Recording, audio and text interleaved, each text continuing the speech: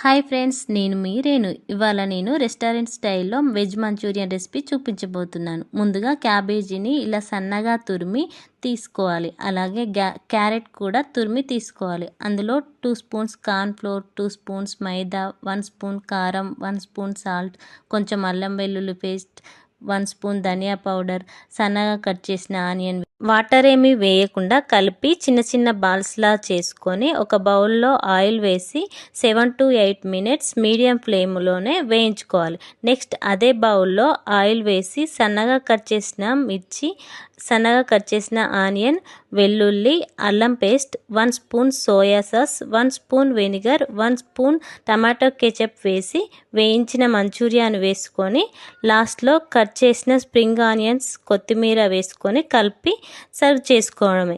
ఎంతో tasty and juicy అయిన restaurant style veg manchurian recipe ready. నా వీడియో కనుక మీకు నచ్చినట్టయితే ప్లీజ్ లైక్ అండ్ సబ్స్క్రైబ్.